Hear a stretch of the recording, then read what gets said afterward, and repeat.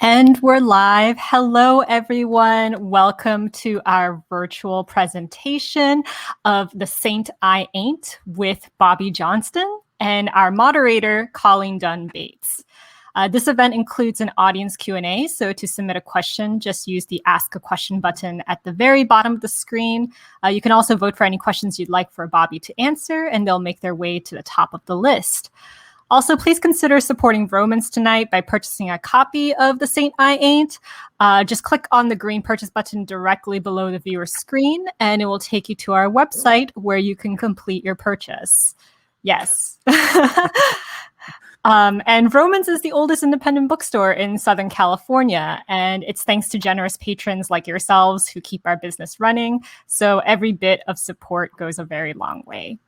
All right, so let me introduce our speakers briefly, and then we can jump right in. So Bobby Johnston is a LA-based film composer and multi-instrumentalist. The Saint I Ain't Stories from Sycamore Street is his first book. And joining him tonight is our moderator, Colleen Dunn Bates, who is a publisher, editor, and founder of Prospect Park Books. Okay, so I'm going to turn my camera off and give the stage to our speakers. Enjoy, everyone. Bobby. Hi, Colleen. This is so fun. So, hello, everybody out there in Crowdcast land. So I'm Colleen. Many of you know me. Some of you don't. I think many more of you know Bobby. Bobby and I have a history going. Let's do the math now. I'm gonna say it's going back about probably 25 years or so. When did you start teaching at well, I started in the school library in 97. End of 97. Yeah. Okay. So that's when we met.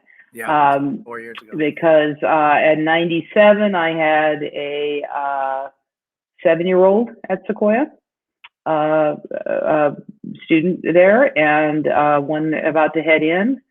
And the 7-year-old is now 31, and she's here on the screen, and she now teaches at Sequoia. And so I got to know Bobby when I was a parent at my kid's school, and I have and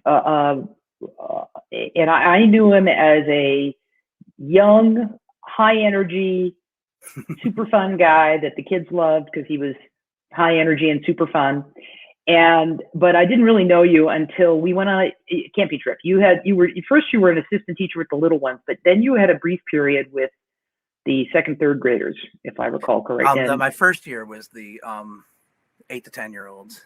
Oh, that class. Okay. And then I did. So we went on a camping trip together. There was a camping trip with my daughter Erin's class, I believe, and up at Refugio in Santa Barbara, and there was, and one night you and I stayed up really late talking about life, and you told me a lot of stories. Some of this is what ended up in the book. We just had one of those nights where we stayed up late after it, and I was just blown away by you're a natural storyteller in person, and now all these years later, so this was more than 20 years ago, to see that you've crafted it You've crafted those stories you told around the campfire into this work of art. So it's such an honor to get to do this with you. Thanks. And I've been hearing about this for a while. Bobby would call me every now and then because I was a publisher until recently, and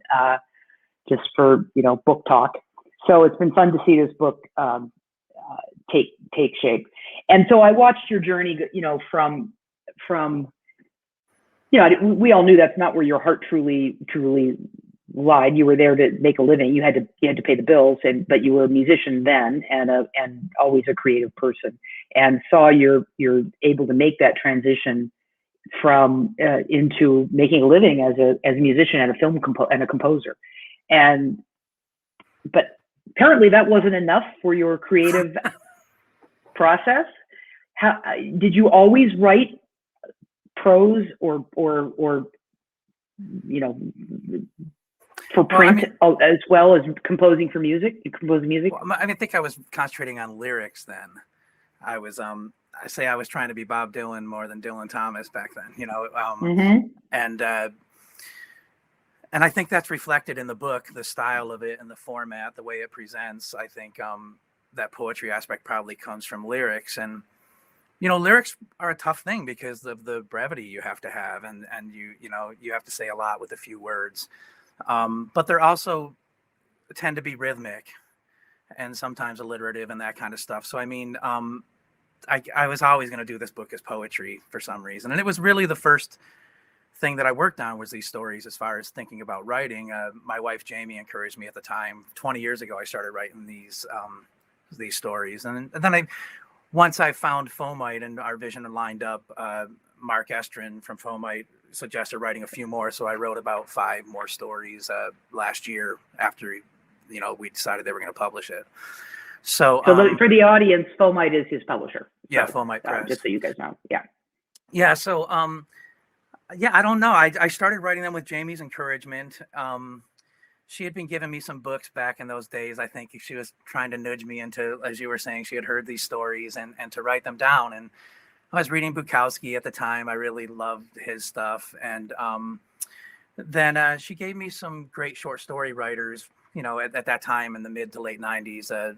Dennis Johnson, who wrote Jesus' Son, and Tom Jones, Tom Thom, who wrote like the Pugilius Arrest and some other. I mean, he's a really great writer as well. So I think she was kind of giving me these things and just like, hey, do this. And I was surrounded by a lot of writers at Sequoia where we taught, and so got a lot of inspiration from people there. And some of my coworkers were writing, and so I mean, as you know, it's a place that can inspire you.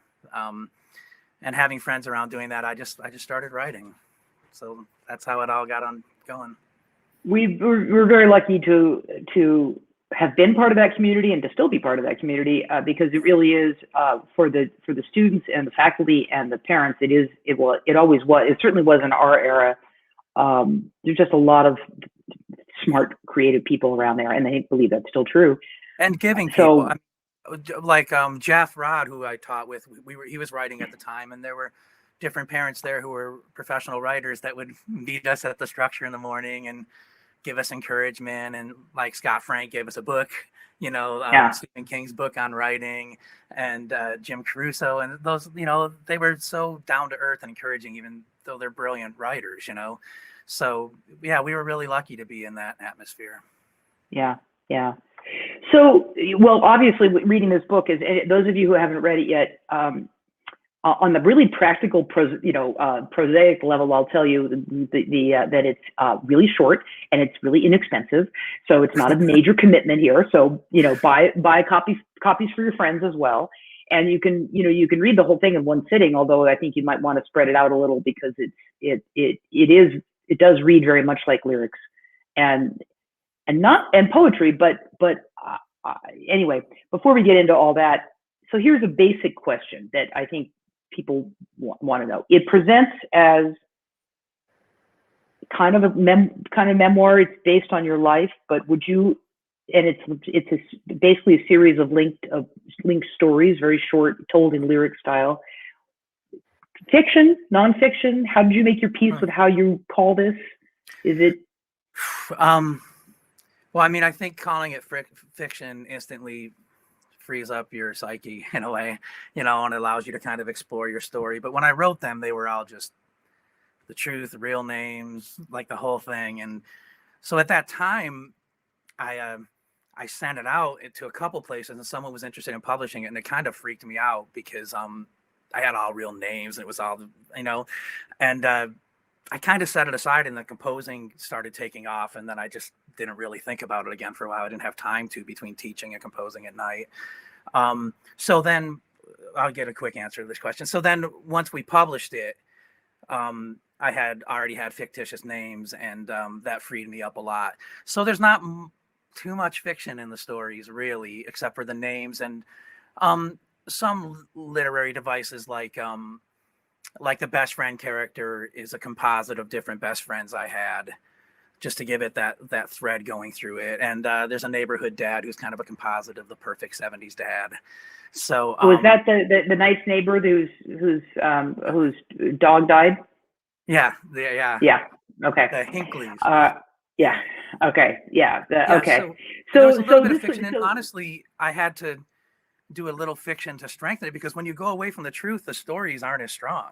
Like, there are things that I couldn't put in there because I have to protect character sources, because most of them are people I care about, right. and so, but sometimes when you can't put the truth is a little more poetic and ironic sometimes. So, I had to do some of that stuff to kind of, give the book some more cohesiveness, I think. So we'll call this what a technical term in my publishing world, autofiction, which is fiction that has an that is strongly autobiographical, but you've taken creative license as needed to fictionalize. Right. Okay. So I'm going to ask you to read something in a second to kind of set the stage, but I have a question for you first before we do that, because I think it'll inform what people will read.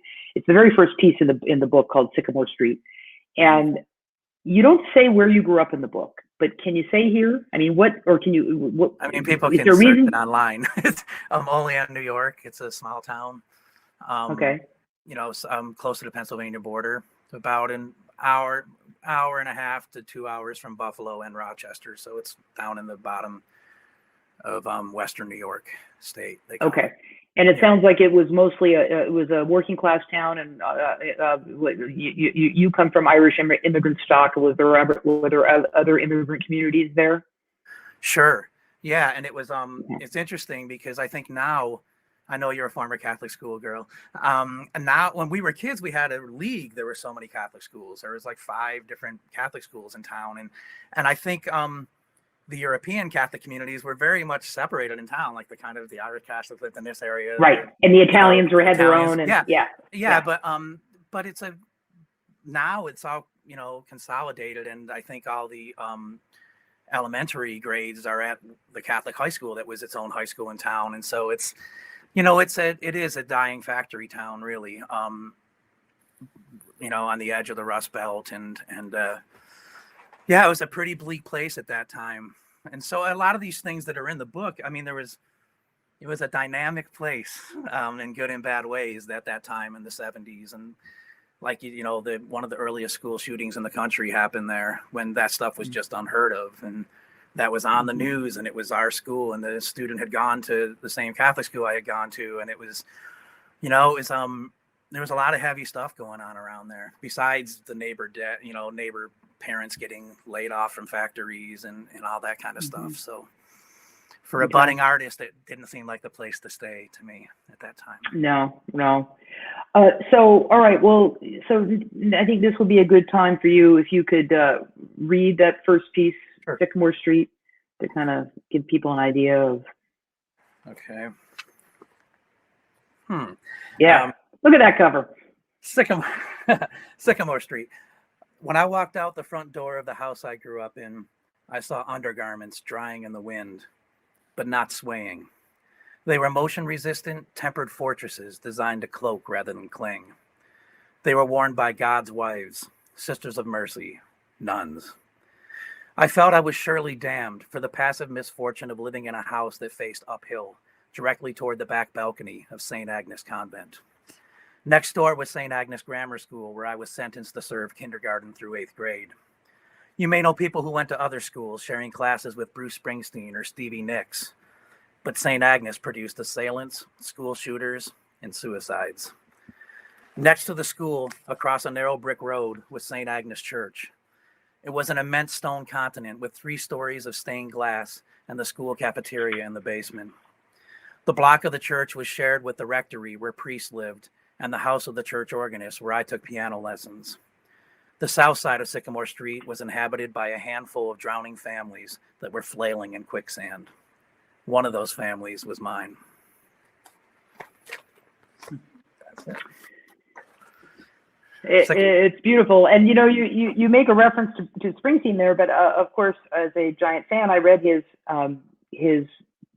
autobiography, and he also grew up. No, just kidding. But he also grew up next door to his parish and his school. Yeah, I don't know if have you read his book? No.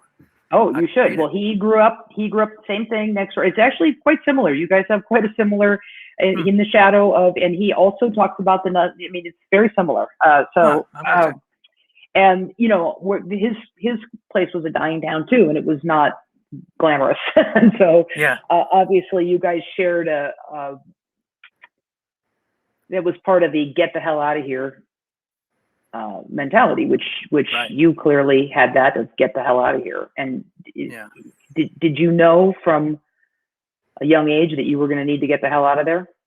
Yeah, I used to yell to my parents through the railing from upstairs, "I'm leaving this place when I'm 18."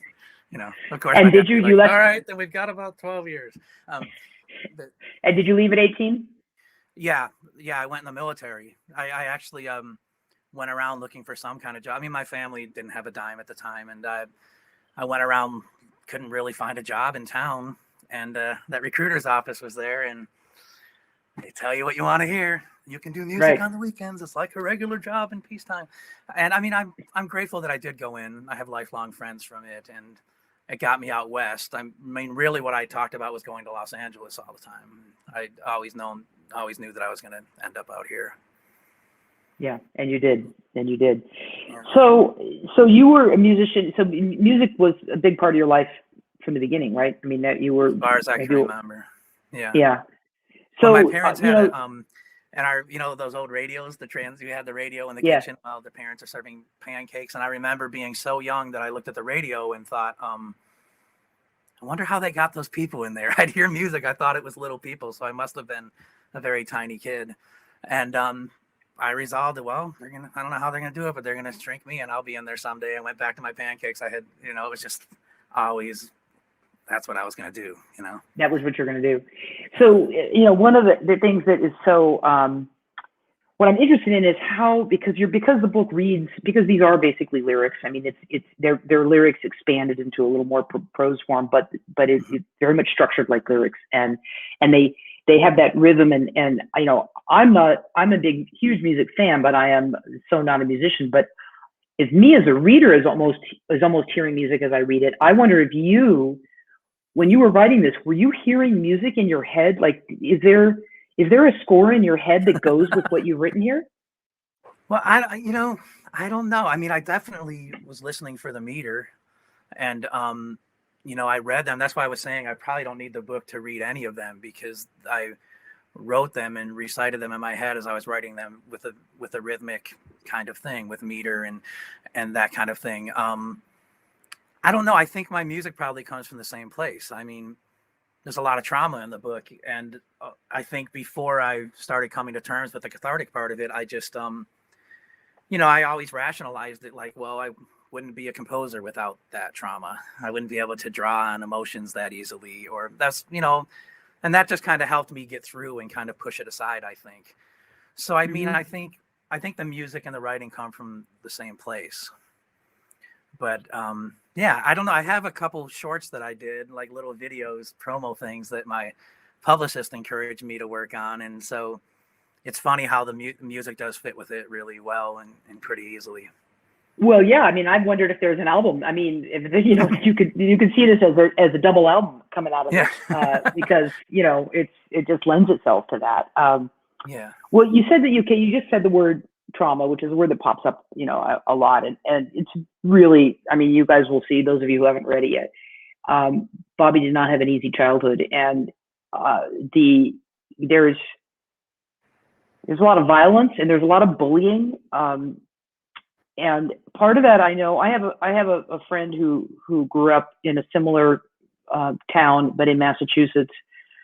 And he was a firefighter, which was the old military, and then firefighter, which was the career path. And he later became a therapist because of all the trauma. But he described very similar very different from your Catholic school is not the same as my Catholic school here in Los Angeles, which was actually, they were very kind places, but it was rough, man. It was rough, and bullying was just part of the culture all around you when you were a kid.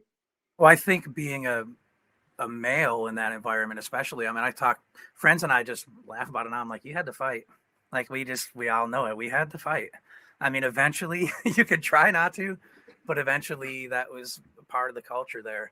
And and that school, I mean, you get an idea that it's a few stories high and it's a brick school. And then my aunts went there, like people went there for generations. It was an old school. And the convent really literally was next door. You look out the classrooms and there's the convent and the church on the other side. And it really was this kind of monolithic kind of hillside. And but yeah, and I think, you know, people hear stories about the Sisters of Mercy. They were pretty intense. Mm-hmm. And so some of the bullying came from them. And hey, a lot of the stuff in the story, it was when I recognized myself as a bully. Like at the end of the Bitten story, when I say that he knew that kid knew that we weren't going anywhere, and he was the only kid smaller than me, because the crap rolls downhill, as they would say in the military. So I mean, it wasn't just, you know, I could be a bully sometimes, and I think it was part of the culture there. And but yeah, it was a little rare that adults really were bullies, teachers. Like I have friends that have stories that are just insane. I do, about the teachers. The teachers would give you mocking nicknames. Like you know, I had kind of socks with no elastic and they were all dingy. We didn't have a lot of money. And one of the teachers there nicknamed me Socks, and he encouraged all the kids to call me that. And, you know, it was like that kind of stuff. Like, it's pretty vicious, you know? And, did you just accept that as your norm? And at what point was it when you became a father yourself, that, or when did you start thinking this through and thinking, and also thinking of your role as, if, you know, what, recognizing that you played part in becoming a bully too, because that was what you were taught to do. You were taught to do that. Yeah. I don't know. Like, I always thought I would homeschool if I had kids. I mean, I didn't think about having kids up until I was in my 30s. I honestly didn't think I would be alive at 40 when I was a teenager and stuff like that. I thought I'm gonna go rock out and never get old and all that stuff. It was a mantra, and it was something that just kept me alive. I mean, music was the only thing I lived for. And yeah, I you know, the first time I substituted at Sequoia was a little bit before I taught there in the library. And I remember that being in, you know, there was a hot lunch line. They have hot lunch there. And this is my first time as a teacher's assistant subbing there. And I saw two kids talking in front of me, and one of them said, oh, did you take the exam? And the other kid said, no, I have to take it orally because of my disability or whatever. Like, and I just, listening to that, I was like, who shows their weakness when they're a kid? Like, we could never do that where I grew up, you know what I mean? Or perceived weakness or any of that. And so I saw this place, and it started changing, like, wow, maybe I would bring a kid here. Like, what is this crazy place where people aren't threatened by each other, and you don't have to always be cool, and you don't have to, I mean, in high school, I was like aloof by choice. I was just, you know, I had a shield up, had a wall up. And so, yeah, I don't know. So you had to protect yourself. So was the refuge, was your refuge in this, you know, because you had this world of violence basically, and you know, abuse, even from the adults in your life and the nuns and the teachers. What was music your refuge, or was what was your refuge? Well, music and friends. I mean, I play music for hours a day. But I have close friends that are still close friends of mine, friends I've had since I was 5 years old. And we went through a lot together, especially my closest friends. We had a group of 5 or 6 best friends, and one of them committed suicide when we were 16, and we were all pallbearers together. And I wasn't the only kid going through stuff, for sure.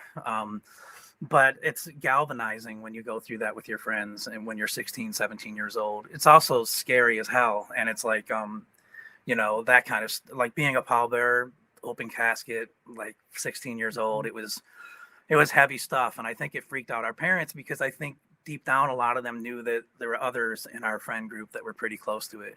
And I've said before, if it wasn't him, it would have been me. I was well on my way to that at that time. And so I think a lot of us were bonded by the trauma and the heaviness of what we grew up around. Yeah. As well. Well, you but have I to was be. Also like that. I was kind of the tree that got the lightning bolt too. I mean, I was a tough kid. They called it hyperactive then, and I was like, you know, I drew a lot of bad attention probably to myself, and that's like the dads. That's how they discipline people back then. Like, I mean, everybody I know, their dads were hard like that, you know, and I wasn't an easy kid. I pushed my dad's buttons. I mean, like I really did kind of drive him crazy and torment him a lot. And I think the neighborhood parents, my teachers, I was a lot to deal with because I was rebelling and fighting back all the way from the time I was a little kid. Of course, I had some abuse and some other things when I was a little kid that kind of really shaped how I felt about authority and religion and that kind of stuff too. So I probably attracted a lot more of it than some of my friends as well, though. Having said that, well, and there's one of the pieces, one of your pieces of the book that I found very powerful was sweet sympathy, and because you start in one direction about the you know, your dad coming down hard on you for some misbehavior, but you turn it into how you hurt yourself, and with the implication that this wasn't the only time because there's other times you talk about the number of times you ended up in the emergency room, and that there you seem to hurt yourself a lot, and you chalked it up to wanting attention. And were you consciously aware of that then, or was it later when you realized that, or were you just acting out like a kid's going to do, or were you aware at the time? Well, the self-destructive tendencies went on as I got older too, so I started to recognize it, but not until I was in my 20s, probably after I was in the military. But yeah, I did a lot of crazy stuff. I mean, I don't know how I'm alive. I mean, my friends joke, I wrecked everybody's car. I was that guy. So my best buddy from childhood, Chris Sweeney, never let me drive his car. He says he was the smart one. And, but yeah, I mean, and not only that, I would, jump out of boats that were moving fast. We would, drive in the car and on the freeway and go out one window, go across the roof and in the other window. We were just, I was particularly, I guess, self-destructive. Okay. Or fearless, depending on how. One of the things I'm interested in terms of the creative, because if you have too much of that, it seems like it would shut a person down. I mean, there's a certain you obviously have a resilience. You obviously had a core resilience, but in the book there are flashes of warmth and goodness, and you have that one neighbor, the nice dad. Yeah. And the family that owned the golden retriever, and I'm not going to tell people what happens to the golden retriever because they can read it and see. But what I found curious was, like, did those bits of happiness or warmth affect your creative process? Did that help you in that, or was it just survival? Yeah, I mean, I got a lot of positive feedback about music because I was playing from the time I was a kid. That was one of the ironic things about Catholic school, was that they were, like, the nuns would go after you and torment you, try to get you to lose it, and then they would discipline you and stuff. But at the same time, they had me singing the lead in the Christmas musicals and stuff. My cousin Boomer and I would have the big red bow tie on, and so I mean, but I always got encouragement for music, so I think it did spark that. Like, we'd be in church service, and before the nun would take the class back, I'd go sneak over to the piano and start playing Boogie Woogie or something, and the kids would be like, "Oh God," I get in trouble, and she'd come drag me off, But it was like, it was it was fun. It was rebellious. I started discovering rock and roll, and that these people were dangerous, and that they didn't give a crap, and I don't know, it really appealed to me. And so but you did get positive reinforcement for your creative side. Yeah, I took piano lessons. Right? The church organist, he was he's had a master's degree from Eastman School of Music, and he was the church organist, and he was, a very proper person. And so I would take piano lessons, me and the girls. I was basically the only guy that took lessons. So we'd have these recitals, and it'd be me and like 8 other girls that were taking, and my parents wondered why I took piano lessons. But but he always encouraged me, and I would have stopped lessons a lot earlier, but he recognized my ear. And so that's why he taught me boogie woogie and blues. And so for my last few recitals, I'd be playing stuff like Bobby's Boogie No. 3, because he would teach me these patterns and we'd put it together in a piece. And so I was so grateful that I had him, and he made me feel like I had something special, even though I wasn't reading music and I wasn't really practicing. So, I'm really grateful for Mr. Klee, Chester Klee. Great guy, very conservative guy. And so when we had to go to church every Sunday because we were a Catholic family, so I'd go up in the choir loft with my dad, who sang in the choir, and I would just be on the side of that organ watching him play. And that's how I got through church.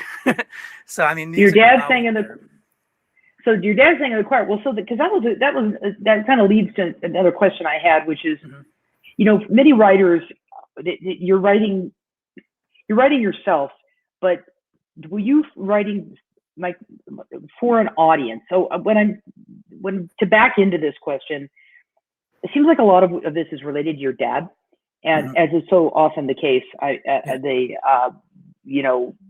so many, and this is very true with so many people, their biographies, that and maybe it's a common musician thing, because having read both Elvis Costello's and Bruce Springsteen's, it was like dad issue, dad. Yeah. So you, like in the story of The Long Arm, you tell the story about your dad going after you, and then you're disappointed that he hit you, that you only had a small bruise, that you weren't hurt more because you wanted him to feel bad. So you hurt yourself more to show, and then then went to see, so that he, and thinking that you would make him feel guilty and bad, but he didn't fall for it. He knew that you did that. He knew it was up. Yeah. So you were putting on something for your dad. Do you feel like some of your writing process is that you're writing for him, or you're writing either to him or for him, or what's your dad's role in all your writing process? So I love my dad, and we're close now. We weren't when we were younger. We didn't speak for long periods in my adulthood, maybe 5 years. But my dad is funny. My friends would come over and we'd be going out to party, and they'd be like, "Hey, let's hang out and listen to your dad for a while longer." And I'd be like, "Geez, man, we don't want to listen to that guy. Let's get out of here." My friends liked him. He was a funny guy, and he was charismatic. He's a great storyteller. And so I tell him that, and I wouldn't even be a storyteller without him. So much of my sense of humor and my storytelling comes from him. And when I used to play in Catalina Island out there, and I would, I remember those days. You were there every weekend. Yeah. Yeah, I would. And so the first time my mom saw me play live was in Catalina, and she came out there, and she came walking down to my gig. And when she walked into the room, she said, "Oh my God," it was like, "There's your father on stage. Like all the best parts of your father were there on stage," and I think that's true. And I respect that. I mean, but gosh, I didn't want to hear that when I was younger. And no, but we're very so when similar. you were in the writing process, are you writing to anybody or for anybody, for him or your mother, or is it really just, are you picturing an audience at all, or is it just what you need to get out? I don't know that I'm picturing an audience as much as I'm looking at it as the craft, as I'm looking at how effective it is, or the quality of the writing. But no, I'm not really. I don't think I'm really writing for anybody. When I first started writing these, I didn't know that anybody would see them really, except for friends or, so. Yeah. I don't think I'm writing with any audience in particular in mind. Okay. But yeah. I want to allow time, but I'm going to have you read one more thing, and there's questions are starting to pile up. We remind you guys to just type a question in the Ask a Question in your lower right hand corner, and I'll get to those in a little bit with Bobby. So I know one of the things you're really interested in, well, I think a lot of people are, and is this intersection of trauma and art, and how they inform each other. As somebody who grew up with not very much trauma, I mean, we all have our, everybody has their challenges and issues. It's not like nothing's perfect, but there are a couple of, there's a trope about how many people think you can't be a good artist, whether it's a writer or an actor or musician or whatever, unless you had a messed up childhood or bad things and then there are people who didn't have that, who are very good at it and push back at that notion. But you hear that a lot. This is, the majority of the time. Do you think that's true? Do you think that was true? I mean, do you think that the tough times made you the artist you are now, both in terms of musician and a writer? Like I said before, I think I always rationalized that that's why I could compose and write music. I don't think it's necessary, but I think it made, for me, particularly who I am, I think I'm drawn, it's affected the kind of stuff I've been drawn to. Definitely the literature and the music and the art that I've been drawn to. I definitely have a darker kind of aesthetic and edge to my taste, as well as my art, probably a little bit. Is that true for the films that you've ended up scoring? You don't always get that much of a choice of the films that you score, you know. But yeah, I think I have done a lot of. But hey, I've done a lot of documentaries. But yeah, I've done a lot of horror, a lot of kind of darker stuff. But I think that there's light in that darker stuff, you know. And to me, it's cathartic. And I think I've always wanted to put something back in that stream, because that kept me alive. I mean, things like Pink Floyd and things like, you know, Charles Bukowski, stuff like that gave me inspiration. And so I feel like in some ways I owe it to that kind of stream, to add something for the next person, you know. So yeah, I don't know. Okay. I remember there's a great Bob Costas interview of Paul McCartney where he asked him that question about John Lennon, where he said, hey, a lot of people say John Lennon is the artist and you're the songwriter or whatever. Like what? And Paul McCartney's answer was basically, look, I grew up with him. I saw his childhood. I had a pretty idyllic childhood. He had a traumatic childhood. And if I have to switch childhood with him to be considered an artist, I don't want it. You know, I thought that was a great answer, the way that he put it, because I don't think it's dependent upon it. It just makes someone who they are individually. Right. Well, not to just compare myself keep things. Go for it. I mean, somebody has to. Might as well be you. I want you guys to know that despite the fact that we're talking about heavy stuff, this is actually a really enjoyable book to read, and there's a sense of humor. There's humor. There's a lot of humor in it, and there's, you know, there's heavy stuff, but there's an exuberance, you know. But anybody who knows Bobby knows you have a natural exuberance, and I think that's you convey that in your writing, this energy. And so I because I'm about to lead into one more talking point that is once again dark, but it's really not that, you know, it's not like you're gonna want to read this and just go.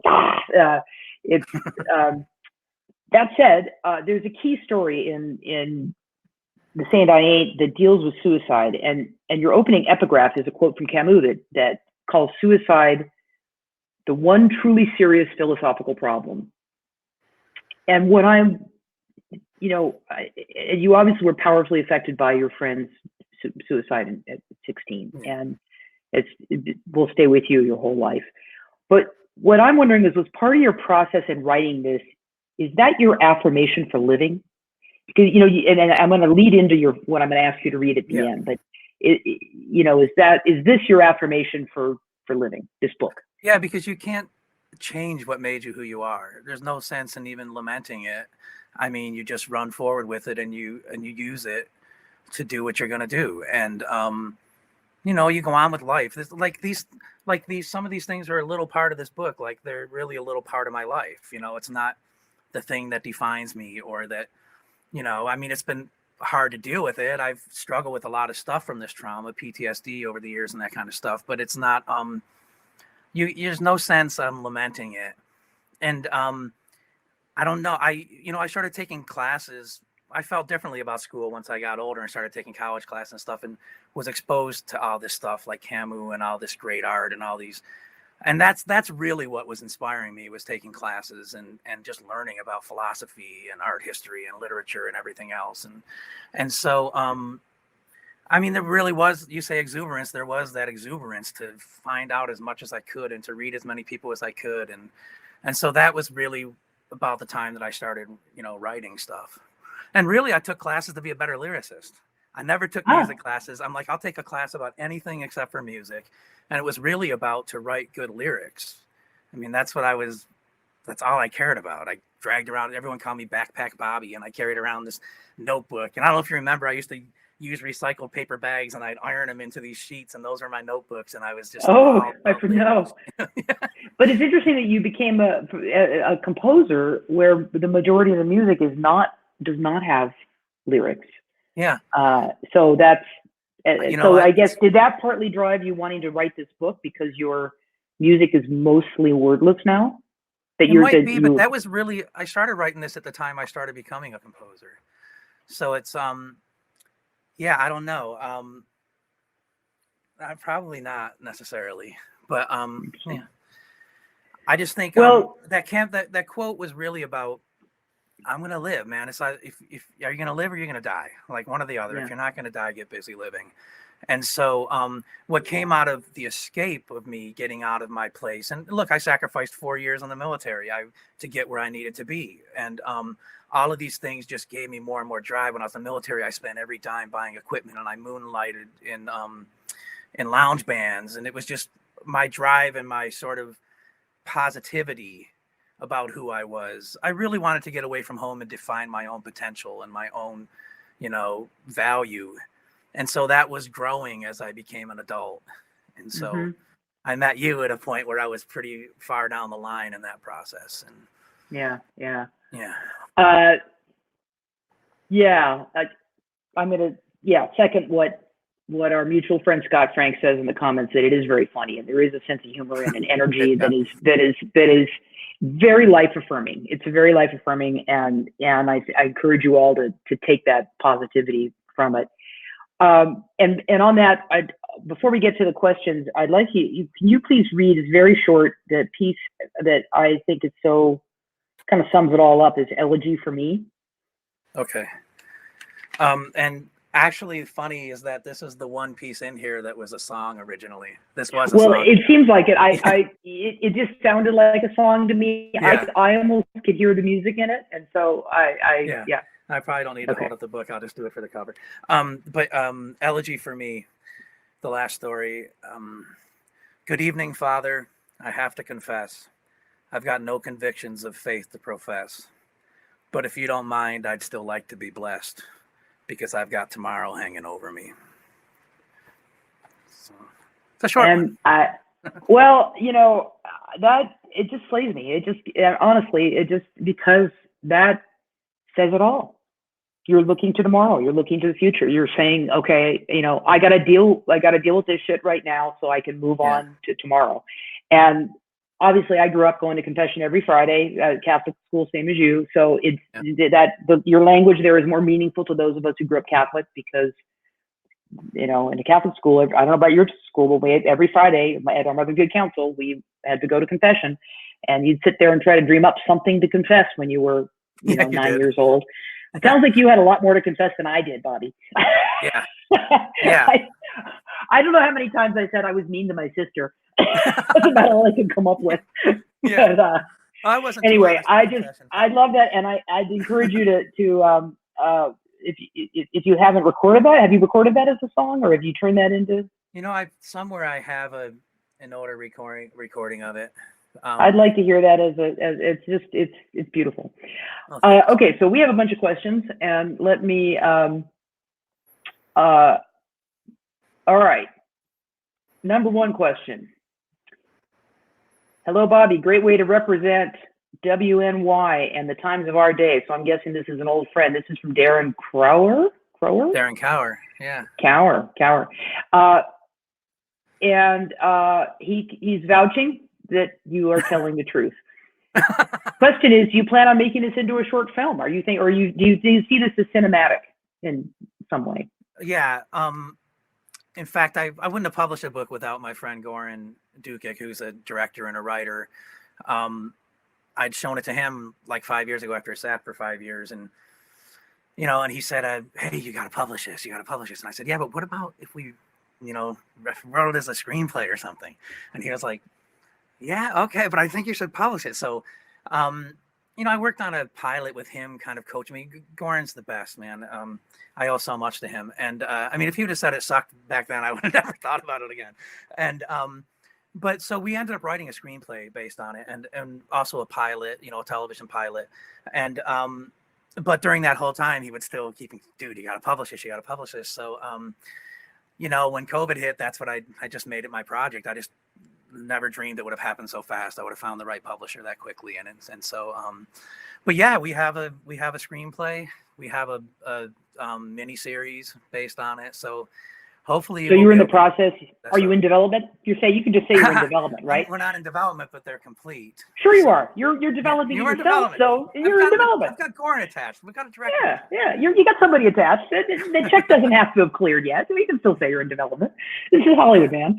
And like the book when I had it, haven't really sent the scripts out. I haven't. That's something I'm probably going to have to look at doing now when the book stuff calms down a little bit. So I'm Let's not hope out it there, doesn't like, calm pushing down. them. Huh? Let's hope it doesn't calm down for a while because we want some attention for this book. And speaking of the book, there's a question here from Scott Frank asking about the format of the book, and this is something you and I talked about, months ago, or a year ago, whenever you first asked my advice on this, because this is a non-traditional book. It's written, it's a copy. It's for trained copy editors such as myself. For instance, it's all lowercase. Yeah. I did an editorial pass for you there, and I had to just call that's the style.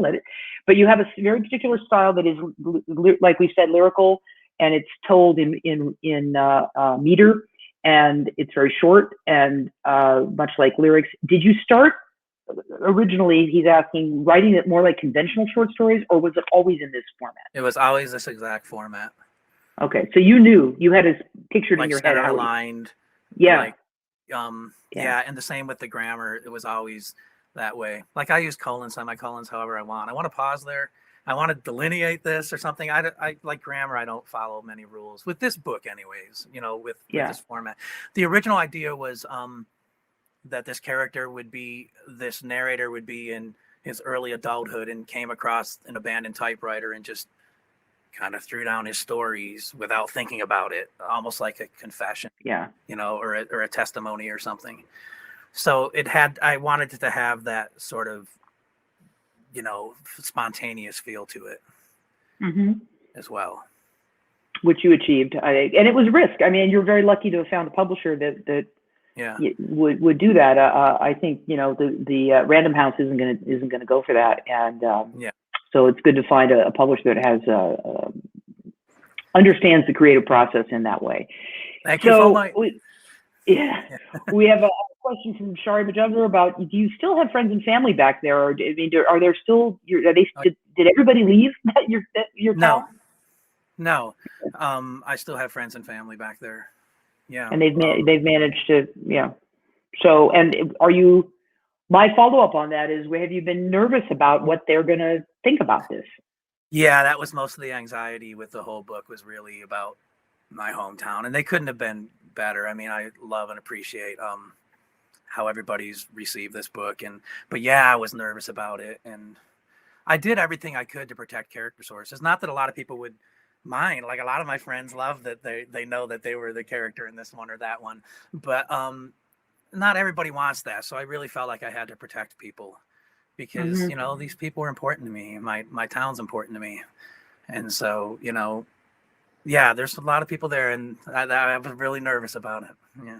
I can see we've got a comment from a friend in them saying lots of us here. So they've showed up for you remotely. This is one of the great things about, and let me just say, and you'll chime in later, but a thank you to Vroman's for making this possible. And one of the things, as a year ago, or 14 months ago, let's say, I had, at the time I was still a publisher. I am no longer. I sold my company, but I had a number of Vroman's events lined up. And as over my years of being a publisher, I've probably had, 60, 70 Vroman's events. And it was heartbreaking at first to have to say we're going to have to do events, online, but they've done a hell of a job with them. And the upside is we miss being together, and we'll be together again. But you get to have people from New York here. You get to have people, and that was not the case before. So that's a really wonderful thing. Yeah. And probably not a bad time to put out a book in the end. People have time to read. They're at home, Right. So. So we're almost done. We've got, Scott wants to know, what are you going to write next? Or have you already been writing it? Well, I have another of this book, stories like this. I have about 30 more stories, 20 something stories to start. But I'm also now going back, and I have some other scripts too, some other pilots and stuff. So I'm kind of working on screenwriting right now. Mhm. But yeah, I'm going to keep writing fiction as well. Yeah. Yeah, because there's, and that's another thing when you friends from back home, people are like, why isn't this story in here? Why are you, and so I'm like, oh, that one's in the next book. So there's a Well, number yeah. of Also, it's called editing. You got to pick the best and make the most of it. Yes. Yeah. So, we know there are more stories. So I think we're getting on time to wrap it up and move on for dinner. I want to encourage everybody. Okay, right here. Oh, my fingers are right there. Green button, purchase book. Like I said, The Saint I Ain't. It's short, it's sweet, it's affordable, it's fabulous. It's a great gift, I think, because it's beautiful. It's a beautiful book. And Bobby, any closing thoughts that you want to add before Thank you for doing hand this, it back to Colleen. Rira? Colleen, I appreciate you doing this. I couldn't have imagined doing it with anyone else, and I was so glad that you agreed to do it. So thank you. My great honor. And thanks to Rira, thanks to Vromans. Thank you Oh, so no, much. thank you. That was such a lovely conversation, and I loved hearing all of the stories. I love the reading, and I'm pretty sure people in the chat agrees with me. Again, if you would like to purchase a copy of the book, click on the green purchase button. And for those of you who tuned in late, don't worry, you can watch the replay shortly after the broadcast is over. And I think that about covers it. Thank you, everyone, for tuning in. Stay safe and have a good night. All right. Thanks, Thank everybody. you. Okay.